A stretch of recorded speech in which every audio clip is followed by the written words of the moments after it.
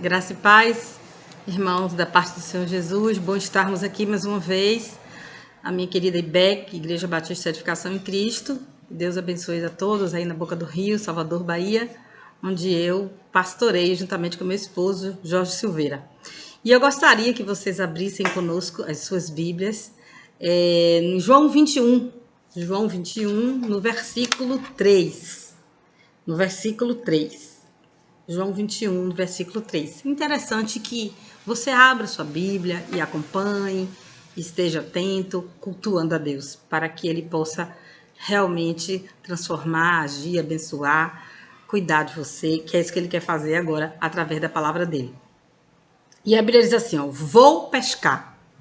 Capítulo 21 do livro de João, Evangelho segundo João, versículo 3.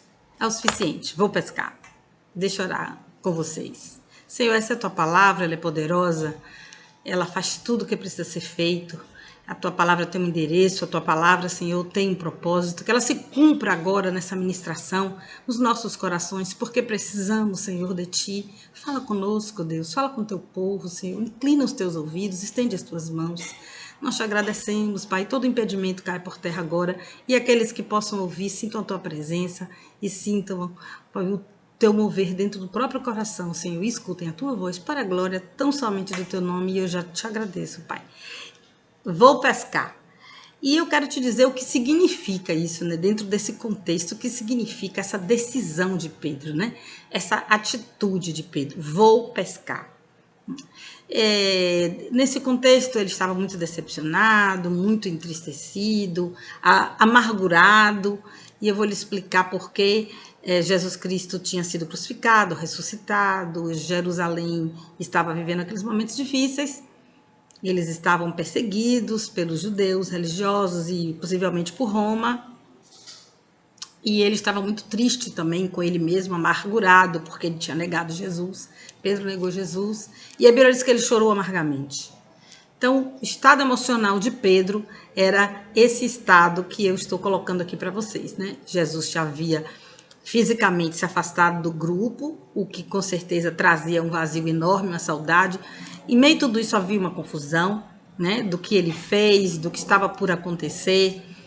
Uma coisa era estar ali com Jesus, era como se fosse uma segurança para eles. E de repente, apesar da promessa, Jesus Cristo, então ele morre. E ele já tinha aparecido nessa hora aqui, mas mesmo assim, Pedro estava ali com os outros reunidos e resolve pescar. O que eu quero te dizer com isso é que nós temos que tomar muito cuidado com as nossas decisões quando nós estamos debaixo de uma atmosfera proveniente de circunstâncias difíceis, né? Como essa que Pedro viveu. Nós temos que ter cuidado, porque todo espírito de confusão nos abala, a tristeza, uma série de coisas, e os nossos sentimentos, eles não podem, de forma alguma, decidir por nós. E Pedro voltou, e eu quero que você lembre o peso dessa decisão. Ele disse, e eu vou ler o restante do versículo, para que vocês entendam o que acontece depois. Ele está ali, e ele diz assim, ó, vou pescar. Eles responderam, nós vamos com você. Eles foram e entraram no barco, mas naquela noite não pegaram nada. Pedro decidiu pescar e as pessoas o acompanharam. Cuidado com suas decisões, sempre tem alguém que pode se assemelhar a elas, pode imitá-las, então é muito ter cuidado com as nossas atitudes como testemunha de Deus na terra. E Pedro vai pescar, mas eu tenho certeza que vocês se lembram lá, eu posso lembrar em Mateus, né? Mateus, no versículo 1 do 16 em diante, Pedro, ele, juntamente com os discípulos, foi ali chamados por Jesus para serem discípulos deles. Disse assim, olha, sigam-me e eu farei de vocês pescadores de homens. Olhe bem, eles estavam pescando peixe com seus barcos, com suas redes, sua atividade normal, sua profissão, quando Jesus os convida a abandonar aquela profissão para ser um propagador do evangelho, para ser um discípulo de Jesus, para segui-lo, para pescar homens. E aqui, é claro, tem todo um sentido figurado, né? Ganhar as almas para que elas possam ser salvas e possam, dessa forma, ampliar, né? Estender o reino de Deus sobre a terra. Esse convite eles aceitam e eles passam durante 3 anos aprendendo com Jesus, ouvindo a voz do mestre, vendo-o curar, vendo-o pregar, expulsar demônios. Então eles têm essa experiência ministerial com Jesus Cristo e depois, agora, em meio a essa decepção, em meio a essa confusão de sentimentos, ele resolve voltar. E aqui esse voltar a pescar, né, estar no barco com a rede, com suas atividades anteriores ao chamado, significa retroceder ao chamado, voltar atrás. É uma desistência do chamado, né?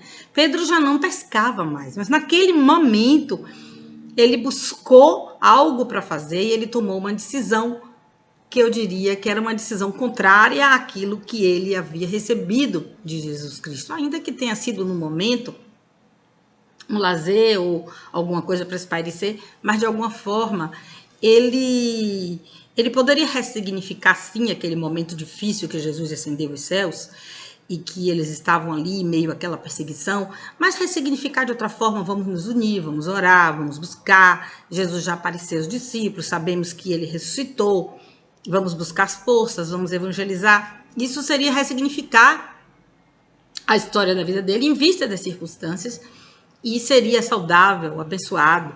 Entretanto, não foi. Ele mudou, mas ele colocou um recomeço que era contrário à vontade de Deus para a vida dele.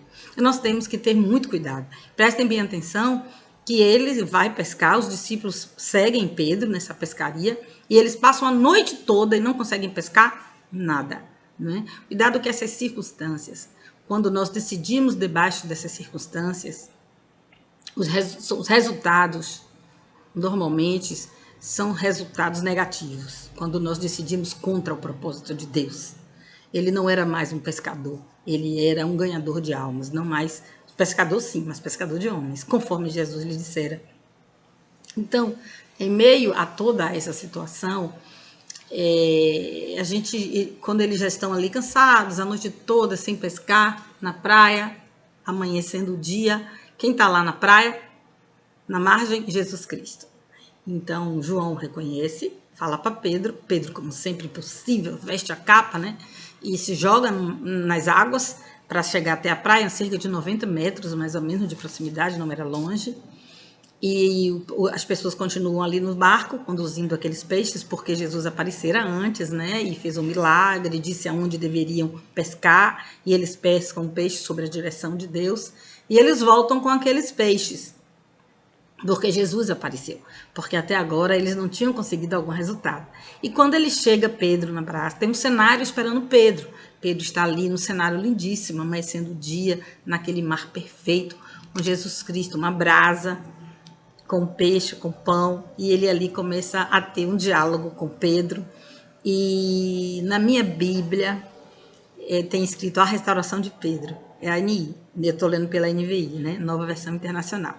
A restauração do apóstolo Pedro. Deixa eu conferir aqui no livro de Atos dos Apóstolos com vocês.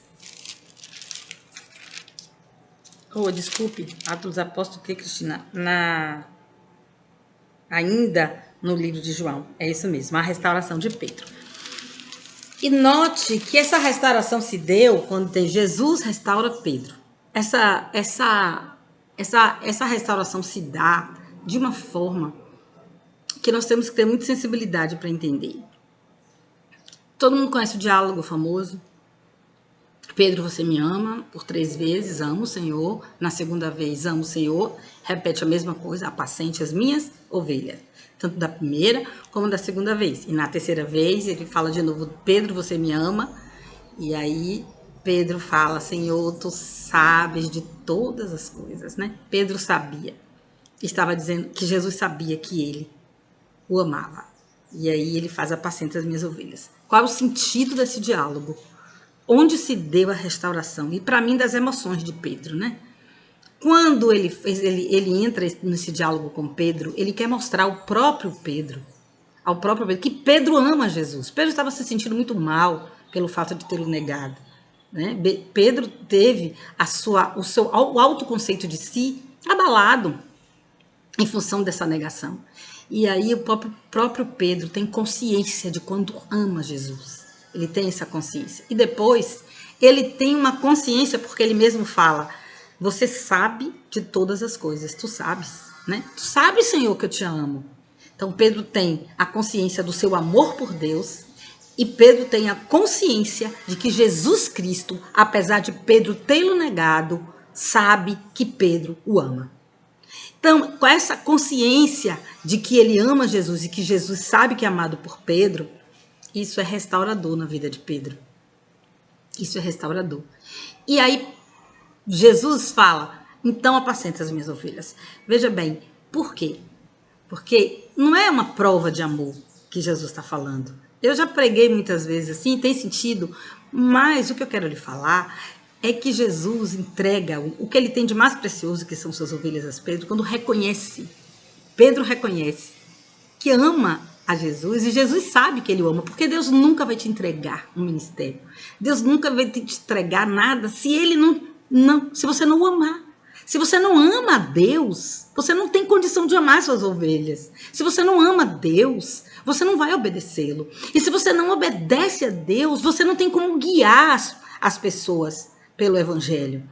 Né? Qualquer que seja o seu ministério, em qualquer área que seja o seu ministério, é essencial este amor, porque Jesus Cristo é amor, mas o nosso relacionamento é baseado em amor, no amor que eu sinto por ele, que me faz obedecê-lo, o amor que me faz eu me renunciar à minha vida, perdendo a minha vida para achar a vida dele em mim.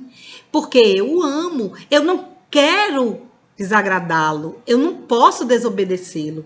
Eu faço por amor, não são por regras. Por isso que existem pessoas que têm tanta dificuldade de seguir a Jesus, de seguir o que está escrito na sua palavra, porque ainda não amam ao Senhor. E um processo que a pessoa tem que chegar é o processo de amar a Jesus. E aí então vai receber dele o chamado, o ministério, o propósito que ele tem para aquela vida. Então, gente, depois disso, quando Pedro restaura a sua convicção, sabe, em Cristo, do seu amor por Cristo, e é restaurada também a sua convicção de chamado. Gente, ele muda tanto. E é aqui que eu quero que você preste atenção, que nós saímos da introdução nesse momento. Lá em Atos, você vê um novo Pedro, totalmente diferente. Saiu daquele espírito de confusão, de inércia, de passado, de pesca, e ele toma decisões assim, ele vai juntamente com os apóstolos, ele resolve, ele lembra que lá no livro de Salmos, eu não estou lembrada bem ao certo, eu acho que é Salmo 169, a Bíblia diz que teria que alguém ser colocado no lugar do apóstolo que traiu Jesus, que é Judas. E outro teria que ser colocado no lugar. E pelo toma decisão, essa decisão é marcante. A primeira decisão ministerial de Pedro, após esse momento de restauração, e ele se posiciona mesmo como servo, né? Ele se posiciona no sentido de servir a Cristo, e aí eles se reúnem e ele fala que a Bíblia diz que tem que colocar outra pessoa no lugar, e eles fazem sortes, indicam duas pessoas, dois discípulos, que seria José e Matias. A sorte cai sobre Matias. Matias é colocado no 12º lugar, ocupando o lugar de Judas Iscariotes, e ali ele começa a dar sentido, ele começa a, como igreja, como corpo, né? Ele começa a tomar atitudes, ele começa a avançar. E isso é o primeiro capítulo logo de Atos dos apóstolos, que retrata a igreja primitiva. E ali começa nessa primeira decisão, organizando as coisas que teriam que ser feitas, o primeiro passo. E mais em seguida vem a festa do Pentecoste. Eles estavam ali reunidos quando aquele vento, com som, né, impetuoso. Eles entram por todo lugar onde eles estavam e línguas são repartidas em fogos e eles começam a falar com línguas estrangeiras. O poder de Deus é manifestado ali. Naquele momento, eu vou fazer uma pausa, a língua era estrangeira, porque eles falavam de acordo com a língua de cada pessoa que estava ali, de cada estrangeiro que estava ouvindo, né? Então, ali naquele momento foi estrangeira. É diferente de quando acontece em 1 Coríntios 14, quando ele diz assim, quem fala em língua fala a Deus e ninguém o entende. Quem fala língua edifica a si mesmo. Não é? Nesse propósito aqui é língua estranhas, porque as línguas estrangeiras são entendidas por alguém, sim, que tem aquele idioma, que entenda aquele idioma, diferente de línguas estranhas, que ninguém entende, à exceção de Deus. Então são coisas diferentes. Aqui em Pentecoste, realmente são línguas estrangeiras, mover tremendo.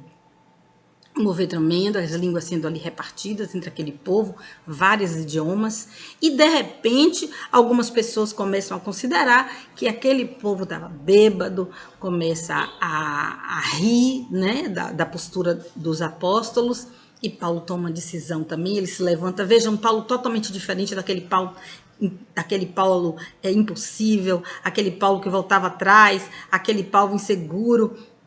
Mas era um Paulo não, Pedro. Oh, Pedro, nosso Pedro querido, que em Pedro toma uma atitude. Ele vai ali, sabe? E ele fala, varões, esses homens, mas com coragem, com determinação, com poder, com autoridade, esses homens que vocês estão ouvindo, eles não estão bêbados, são 9 horas da manhã, não estão bêbados.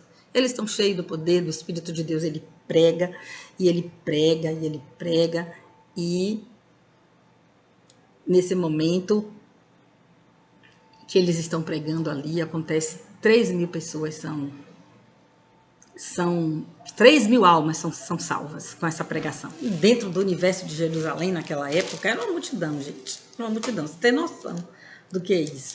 E aí, ele continua com o seu ministério. Esse Pedro com a convicção de chamado, com esse amor claro para ele, com esse relacionamento de amor, né, e com essa responsabilidade de cuidar das ovelhas provenientes deste amor, ele vai em Atos dos Apóstolos, desenvolvendo um ministério lindíssimo, e eles começam, até que vem de imediato ali no capítulo 3, salvo engano, no livro de Atos, ele faz a cura, né, quando ele está indo para o templo com João, e ele encontra ali um mendigo que também era paralítico, e ali ele ora por aquele mendigo, fitando nos olhos, e ele fala, o que graça eu tenho, de graça eu te dou. Segura, o indivíduo levanta e começa a glorificar a Deus, estando curado. Então ali, Pedro, cada dia mais se desenvolvendo no ministério, isso chama muito a atenção dos judeus religiosos que eram contra, que eles chamavam de seita, né, o caminho, achando que, e muito por inveja, mediante a multidão que se aglomerava, mediante as curas que ocorriam, e aí muitos milagres são feitos, Pedro prega após isso, e mais 5.000 pessoas se convertem, ele é preso, e ali quando ele é preso, as autoridades, né, ali os judeus, eles começam espirituais, os religiosos, eles ficam com medo de prendê-lo, de mantê-lo preso, porque sabia que o povo simpatizava com eles, então solta, mas entretanto ele diz assim, olha, eu vou soltar vocês, mas não prega mais esse Jesus, não prega esse Jesus ressuscitado. E aí ele sai corajosamente, a Bíblia diz que Pedro começa a pregar, mas antes de pregar eles se reúnem para orar. E a Bíblia diz que o chão treme. O chão treme com a oração dos apóstolos. E aí Pedro continua a orar. Situações tremendas como a questão do confronto de Ananias com Safira, que mostra realmente a autoridade, né? A autoridade de Pedro, a forma como ele agiu, porque aqueles indivíduos estavam se fazendo de pessoas que queriam ofertar e mentiram a realidade, que estavam dando todo o dinheiro referente àquele terreno, quando na verdade não estava. Simplesmente pessoa que faz as coisas mais para ser visto, do que para obedecer, para agradar, para desenvolver esse amor em Cristo. E aí então ele é confrontado, os dois caem mortos, né? O casal. A Bíblia diz que o povo se enche de temor. E está faltando isso nesses tempos, né? Esse temor mesmo, parar com essa brincadeira, né? As pessoas entenderem mais que precisam realmente levar as coisas de Deus com mais fidelidade. E aí o que acontece? Depois que ele tem esse confronto, porque só pessoas maduras sabem confrontar, né? E aí quando eles terminam isso, e ali o confronto também, quando é um confronto de restauração, precisa de amor, como Pedro teve com Jesus, né? Ali Jesus nem por um momento jogou no rosto de Pedro a ofensa da negação, mas muito pelo contrário, exaltou o relacionamento dos dois em amor. Você me ama, cara, eu sei que você me ama, o que você fez não define nada, você continua me amando, vamos recomeçar. Então, assim, o confronto é amor. Só as pessoas maduras, elas podem fazer isso sem magoar, sem deixar rastro de dor.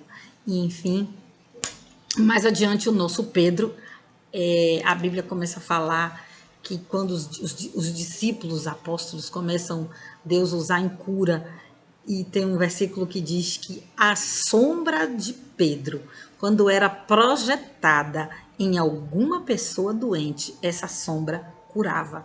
Olha que nível de unção que Deus usou esse homem, Pedro, né? Olha, um homem restaurado pelo poder de Deus. Veja bem, você precisa de restauração para você não ficar tentado a voltar a entrar no mar no seu barco para pescar, a sair do propósito, a ficar desanimado. Você precisa dessa restauração, desse momento com Deus, com Jesus, para que você possa frutificar em seu ministério. E Paulo segue, sim, é o primeiro a pregar aos gentios ali na casa de Cornélio, recebe aquela visão maravilhosa, despedaça com o legalismo do existente nos judeus, né? E aquela visão onde Deus santifica aqueles animais considerados impuros para os judeus, e a interpretação da visão é que os gentios eram considerados por Deus puros também, né? E ele vai, Deus um direciona a seguir os servos de Cornélio, e quando ele chega ali na casa de Cornélio, tem um batismo no Espírito Santo dos gentios, uma coisa lindíssima, lindíssima, e ele foi o primeiro discípulo, né, a pregar aos gentios, a saber, a mim e a você, né, que não somos judeus. E ali o ministério de Pedro cada vez mais sendo ampliado no poder de Deus. Enfim, até que ele começa tanto a se unir às multidões e a fazer a cura, ele é preso, né? Ele é preso, e a Bíblia diz que ele estava dormindo entre dois soldados, havia escolta, salvo engano, eram 4 escoltas, e cada escolta de 4 soldados, eu acho que 16 soldados ali tomando conta daquela prisão, e ainda um que ficava um do lado do outro, e ele dormindo entre esses 2 soldados, e a Bíblia diz que vem um anjo que solta eles da prisão, das algemas, ele sai e ele volta para se reunir com a igreja, né? Volta para estar com os irmãos. Ele tem essa experiência fantástica, né? Com esse anjo, algo tremendo, e essa prisão foi uma resposta mesmo de perseguição dos judeus em função da frutificação do ministério daquele homem, depois que ele se encontrou ali com Jesus na praia, comendo aquele peixe. Está na hora de eu e você também nos alimentarmos com Jesus, né? Da palavra de Jesus, de termos esse cenário de restauração. E muitas vezes você está desanimado com o seu ministério, com o seu chamado, pelas circunstâncias da vida, por tudo que você já passou, até mesmo pelo que você vive hoje. E eu quero te dizer que Jesus quer restaurar, sim. Jesus quer restaurar seu relacionamento com Ele, porque Ele continua te amando, Ele continua aguardando, mas Ele quer que você saiba que Ele quer restaurar o seu ministério. Ele quer que você tome com força, com poder, aquilo que Ele te deu, para que você possa trabalhar na casa, na presença dEle, seja lá qual que seja esse chamado na sua vida, na palavra, ou, enfim, de qualquer forma, evangelizando, cuidando, na ação social, onde quer que Deus o tenha colocado, como levita na casa do Senhor. Eu quero te dizer que Deus não desiste de você, que Ele quer restaurar. Porque já pensou se Pedro, esse Pedro que eu acabei de falar rapidamente, do ministério dele ali descrito no livro no Atos dos Apóstolos, escrito pelo Lucas, e a gente vê tanto desenvolvimento, tanto crescimento, a gente vê tanta unção na vida de Paulo, a gente vê, na vida de Pedro. Eu sempre troco, gente, Pedro com Paulo. Eu amo tanto Paulo, que quando eu prego Pedro, eu falo Paulo. Mas eu amo Pedro também. Então, o que acontece é que Pedro, ele dá um exemplo, né, de quando ele é restaurado, que ele decide, sabe, a não nem pensar mais em barco. A gente sai do barco, larga essa rede, larga o mar, larga esse passado, larga aquilo que não é o que Deus te chamou, não é. Vai ali no propósito, vai no propósito, vai no cenário da cura, vai ali na comunhão com Jesus, vai ali porque Jesus vai te falar, porque Jesus vai te curar, Ele vai te fortalecer, e Ele vai dizer: eu sei que você me ama, você falou que me ama, eu acredito, eu vou te entregar agora, ó, aqui está o seu chamado, vai lá no seu chamado. Volta atrás não. Não volta atrás não. E você vai no seu chamado. E vai viver essa história linda que Pedro viveu, de tanta cura, de tanto amor, de tanta abnegação, né, de tanta dedicação ao ministério, ao chamado dele. E mais, Pedro, se ele tivesse realmente insistido em voltar atrás em seu chamado, e todos os dias, ao invés de fazer a obra do Senhor, ele fosse entrar naquele barquinho, fosse pescar, fosse viver a vida dele, ali com a família dele, levando peixe, vendendo, se sustentando, iria para o céu? Com certeza, que a salvação é pela graça. Mas que ministério seria frustrado, seria entregue esse poder a outra pessoa, seria entregue esse chamado a outra pessoa, não é? E ele perderia tudo que ele viveu, tudo que ele mostrou como nós devemos viver também. Isso é tão bom, porque nem sempre na nossa vida as coisas elas fluem de forma a que não haja nenhum período de entristecimento, de luto, de incertezas, de confusão, de conflitos internos, né? Tantas coisas que nos acontecem, mas aí nós precisamos tomar a decisão correta. Nós precisamos dizer, não é vou pescar, nós precisamos dizer, peraí, vamos orar, vamos seguir no propósito de Cristo e tomarmos caminho. E é isso que Deus quer para sua vida, e é isso que eu quero para sua vida, e é isso que Deus quer para mim também.